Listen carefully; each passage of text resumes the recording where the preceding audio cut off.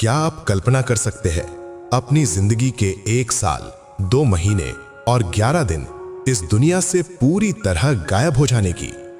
जरा एक पल के लिए अपनी आंखें बंद कीजिए और सोचिए, आपके चारों तरफ हजारों किलोमीटर तक सिर्फ नीला और खारा पानी है। न कोई जमीन, न कोई जहाज और ना ही बात करने के लिए कोई इंसान।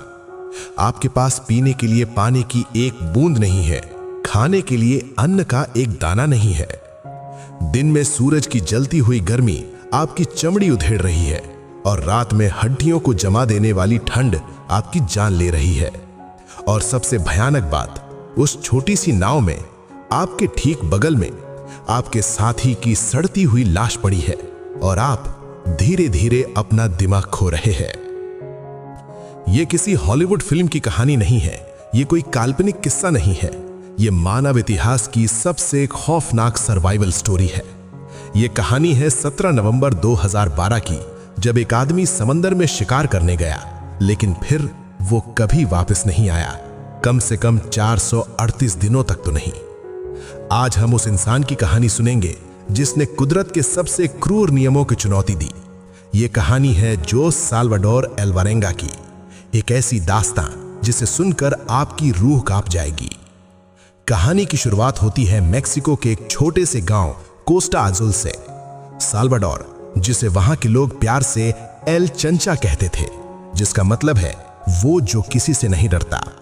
साल्वाडोर समंदर का पुराना खिलाड़ी था, उसे लहरों की भाषा समझ आती थी।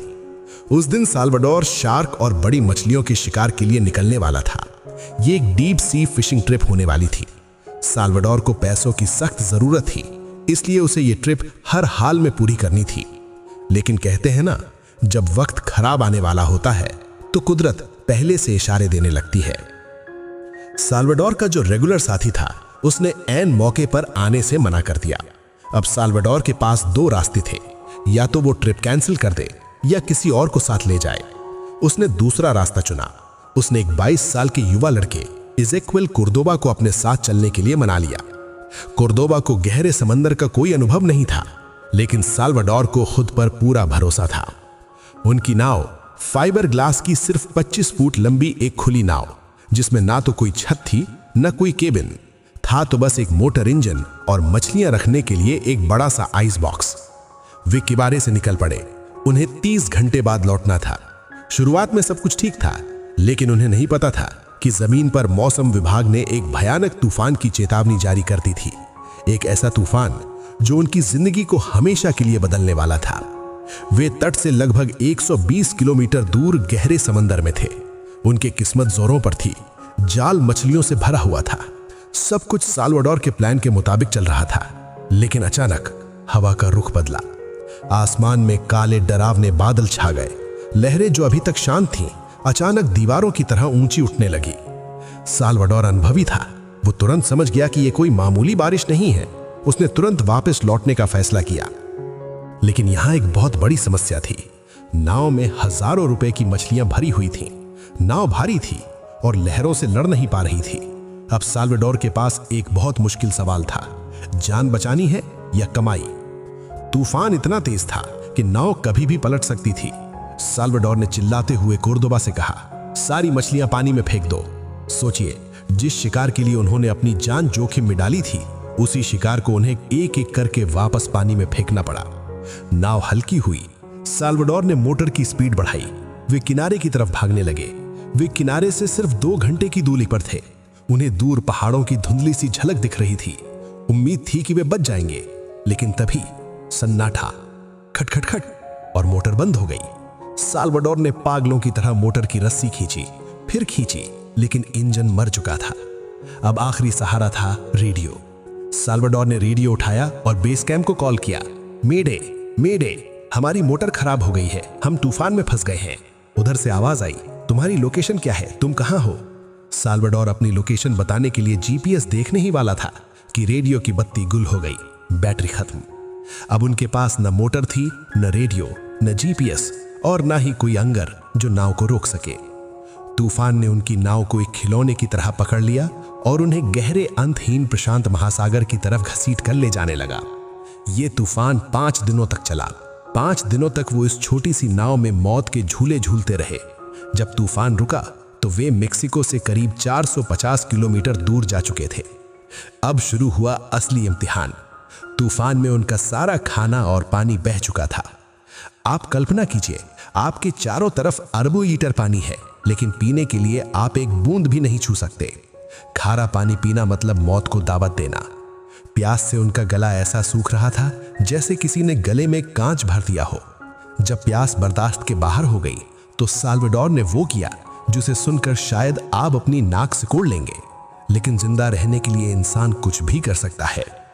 साल्वाडोर ने अपना खुद का पेशाब पीना शुरू किया। उसने कोर्दोबा को भी पीने को कहा। कोर्दोबा रोने लगा, उसे उल्टियां होने लगी, लेकिन दूसरा कोई रास्ता नहीं था। कुछ दिनों बाद उन्हें समंदर में कछुए दिखाई दिए। साल्वाडोर ने हिम्मत करके नंगे हाथों से एक कछुए को पकड़ा। नाव में आग नहीं थी, पकाने का कोई जरिया नहीं था। उन्होंने जिंदा कछुए का गला काटा और उसका नीला, गाढ़ा और नमकीन खून पी गए। उनके लिए वो खून अमृत जैसा था। उन्होंने कछुए का कच्चा मांस खाया। अब वे इंसान से जानवर बन रहे थे। समंदर में उड़ते पक्षी जब थकान मिटाने नाव पर बैठते, साल्वाडोर उन्हें हवा में ही लपक लेता, उनकी गर्दन मरोड़ता और उनका कच्चा मांस खा जाता। साल्वाडोर अनुभवी था, उसका शरीर सख्त था, लेकिन 22 साल का कॉर्डोबा, वो अंदर से टूट रहा था। उसे कच्चा मांस नहीं भाता था। उसे हर पल अपनी माँ और घर की याद आती थी। वो डिप्रेशन में बुरी तरह धंसता जा रहा था। दिन हफ्तों में बदले और हफ्ते महीनों में। नाव एक माइक्रो वर्ल्ड बन गई थी। दिन में भीषण गर्मी, रात में कड़ाके की ठंड। एक दिन भूख से तड़पकर कॉर्डोबा ने एक ऐसे पक्षी का कच्चा मांस खा लिया जिसके पेट में जहरीला सांप था। ये खाते ही कॉर्डोबा बीमार पड़ गया। उसके पेट में जैसे आग लग गई। उस दिन के बाद कॉर्डोबा ने खाना छोड़ दिया। उसने जीने की उम्मीद छोड़ दी।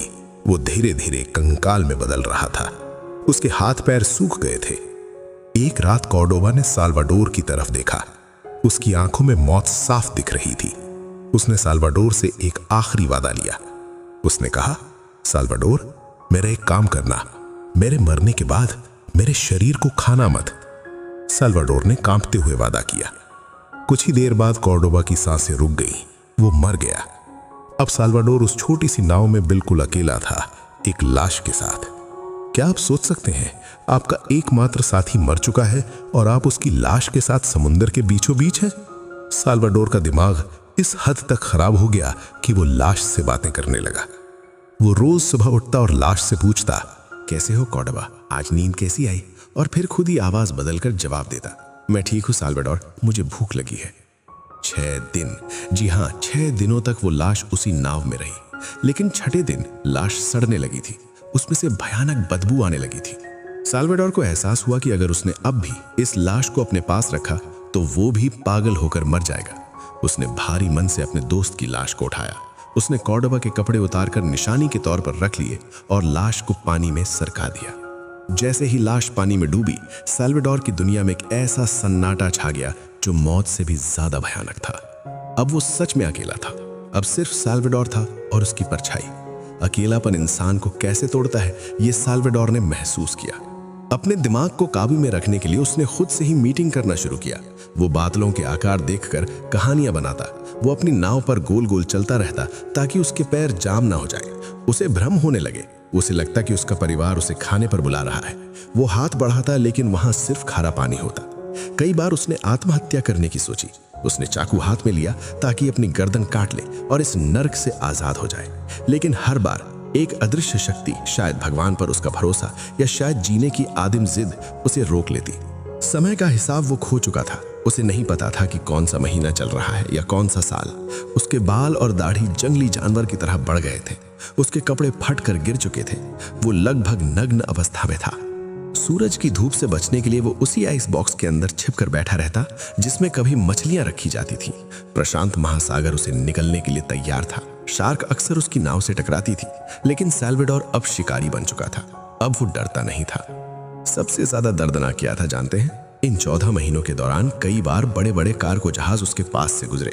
एक बार तो एक जहाज इसके इतना करीब था कि जहाज के डेक पर खड़े लोगों को साल्वाडोर देख सकता था। वो चिल्लाया, उसने हाथ हिलाए, वो मदद के लिए गिड़गिड़ाया, लेकिन जहाज के लोगों को लगा कि ये कोई लोकल मछुआरा है जो मजे कर रहा है। उन्होंने भी हाथ हिलाया और जहाज आगे बढ़ा दिया। उस दिन साल्वाडोर इतना रोया कि उसकी आंखों के आंसू सूख गए। उम्मीद का मिलना और फिर टूट जाना मौत से भी ज्यादा दर्दनाक होता है। 30 जनवरी 2014 साल्वाडोर को प्रशांत महासागर में भटकते हुए 14 महीने हो चुके थे, 438 दिन। उस सुबह साल्वाडोर हमेशा की तरह नाव के किनारे बैठा हुआ था। तभी उसकी नजर क्षितिज पर पड़ी। उसे कुछ दिखा। बादल नहीं, वो बादल नहीं था, वो रंग हरा था, जमीन। उसका दिल जोर जोर से धड़कने लगा। लेकिन क्या ये सच था या फिर से कोई भ्रम?